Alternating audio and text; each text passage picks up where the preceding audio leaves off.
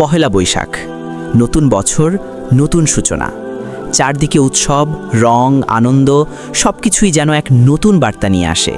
কিন্তু একটু থামুন, একজন মুসলিম হিসেবে আমরা কি ভেবে দেখি এই দিনটি আমরা কিভাবে উদযাপন করছি? ইসলাম আমাদের শেখায় আমাদের জীবন হতে হবে কোরআন ও সুন্নাহ অনুযায়ী। অনেক সময় পহেলা বৈশাখে দেখা যায় অশ্লীল পোশাক ও আচরণ, গান বাজনা ও ফ্রি মিক্সিং, বিভিন্ন শোভাযাত্রা যা ইসলামের সাথে সামঞ্জস্যপূর্ণ নয়।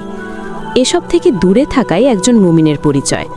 কিন্তু তাই বলে কি আমরা আনন্দ করব না? অবশ্যই করব, কিন্তু হালালভাবে। আপনি যা করতে পারেন, পরিবারের সাথে সুন্দর সময় কাটানো, গরিবদের সাহায্য করা, নতুন বছরের জন্য আল্লাহর কাছে দোয়া করা, নিজের ভুল থেকে তওবা করে নতুনভাবে শুরু করা।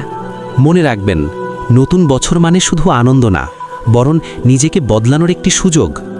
আজ থেকেই সিদ্ধান্ত নিন, এই বছরটা হবে আপনার জীবনের সেরা বছর, ইনশাআল্লাহ। ভিডিওটি ভালো লাগলে লাইক, শেয়ার এবং চ্যানেলটি সাবস্ক্রাইব করুন।